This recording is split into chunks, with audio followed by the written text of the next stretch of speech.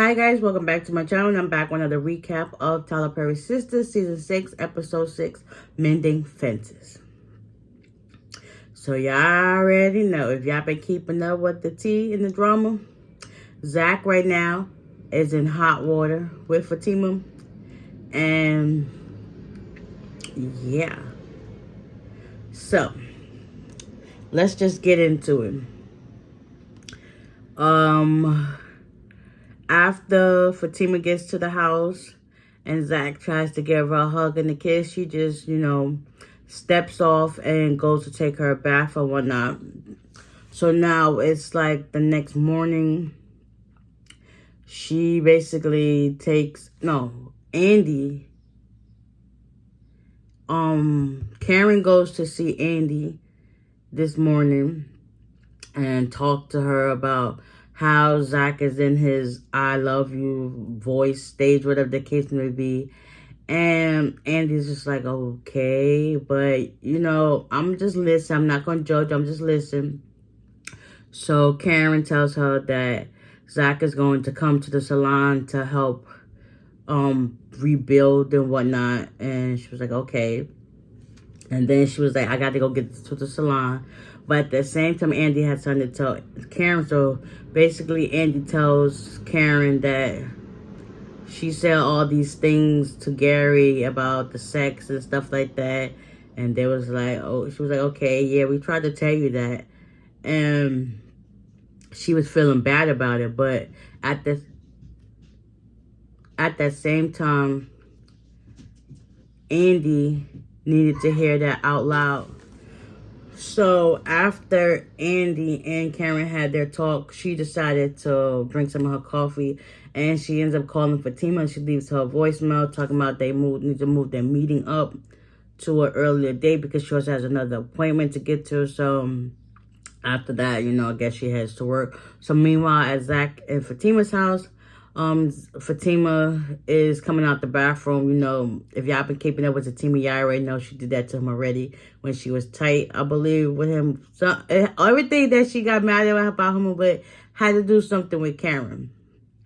So Zach is still asleep. So she got tiptoed out the bathroom, whatever. She looked over to the bed to see if he was still asleep, and she answers Andy's call, and she realizes she got to move the meeting and stuff up and like that. So that was cool. She leaves to go downstairs.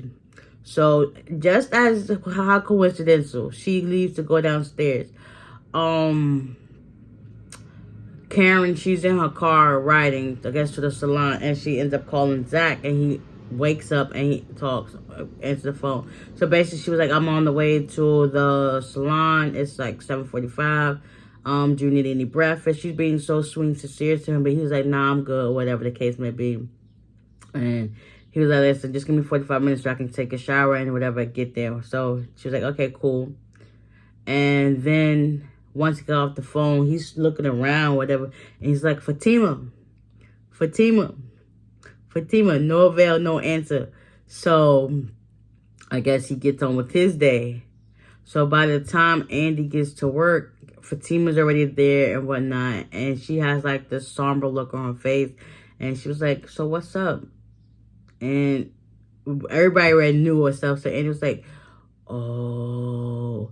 And just so happens, Zach literally got there at the job too. And it was like, Fatima was like, I haven't really talked to him. He was like, well, you're going to need to talk to him because like he's literally right there. And the secretary is like, listen, I'm going to need for you to do your job. And like next time if somebody wants to talk to me, they need to call. And she was like, okay. And then Zach was trying to come through. And he was like, and basically stepped her side, stepped up to Fatima and Andy. And Andy was trying to save face. Like, listen, we got a meeting we got to get to. You got to talk to on your own time. And Zach was like, so you really not going to talk to me? All this other stuff. She's like, listen. And he was like, listen, we got a meeting to get to. Fatima, go do this and do this. And then she left off. And Andy was trying to talk to Zach. Zach was like, so why she really mad for? He was like, Andy was like, you really don't know why she's mad? Like how you was acting yesterday. And Zach was like, we all thought Karen was dead. Okay, so you did the most, literally. And everybody saw but you. Make it make sense, Zach. Come on. So after that, Zach still wasn't trying to hear what Andy had to say, and eventually, you know, he left. And then Andy went to her office, and Fatima and her, they started talking. So then Andy looks down and she notices she's playing on her ring. Next thing you know, Fatima takes it off and has Andy hold it in her safe or whatever. She was like, "You sure?" She was like, "Yeah, I'm sure." All right, so let's get ready for this meeting. Because it's like Andy really don't know what to say. It's like she literally stuck between a rock and a hard place between both of her friends, literally. Who would have thought that Fatima and Andy would be this close? Like how Andy and Karen are this close. For real, for real. So that was that. Moving right along, supposedly, Danny and Preston, you know, they had some rendezvous last night. She was high over as a kite and she did some things. And Preston took some videos to have her remember. So basically, Danny don't remember nothing she did. She don't remember she told Preston she loved him and that she's scared that she don't want to get her heart broken again. So she's basically on the fence with Preston. But she really do care and love this man. But she just so scared to like openly admit it to herself. And yeah, so Preston was digging this whole energy, the vibe. He like her when she's blunt and honest like this. That's something he can get with. So eventually she said she got to get ready for work. And yeah, she looked at the videos and she was shocked at herself that she was doing some things. Supposedly she licked his butt. Everything. Preston was just having a good day. But I noticed that when they're always a good moment, she always ruins it by talking about Mindy. Like, let you and Preston have y'all moment and just what it be. Like, obviously, Preston ain't thinking about that girl. Why is she so pressed? And why you always got her on your mind? Like, girl, let it be. You got this man. This man is with you regardless. And you still just won't let it be. Just enjoy the moment. Because I know you was enjoying the moment last night. Them videos proved otherwise. So you stop putting on the front for this man. So anyway, she decided to go to the bathroom. While she goes to the bathroom, she ends up calling Sabrina. Sabrina is looking fire in this little one-up outfit she got on. She looking nice, like a whole snack.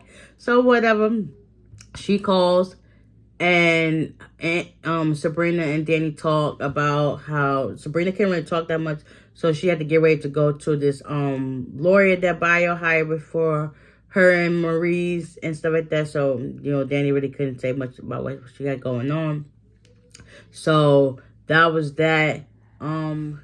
So after Sabrina gets off the phone with Danny, she heads to Maurice's house. Calvin is there and they're looking at his furniture, whatnot. And Calvin was like, "This is my furniture." And she's like, "Oh, that's nice," or whatever. So they tried to get Maurice to come out the room. Eventually, Sabrina goes back. Then he comes out with his little dramatic self, as always. And, you know, acts like he's sad and depressed or whatnot. So eventually, Sabrina was like, "Whatever, it is what it is." So she heads to the lawyer's office. She gets there, starts talking to the guy.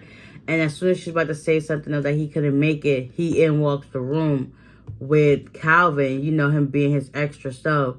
He kept having all these little smart remarks and outbursts. And at the same time, the lawyer just like, we might have a case, but then we might not have a case. We want to get it thrown out, but we still have this thing that's stopping us. And they play back how Maurice was smart at the right moment, that it might be damning to them. And then everything goes bad, that they might get 15 years apiece. So, yeah. Maurice gotta know when to pipe down and just keep his mouth shut. But, you know, this is Maurice we talking about. That ain't gonna happen.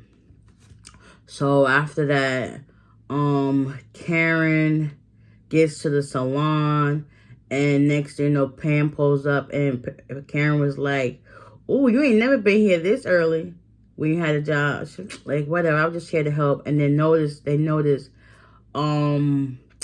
Aaron is coming from the back with some bags and this hazmat suit or whatever.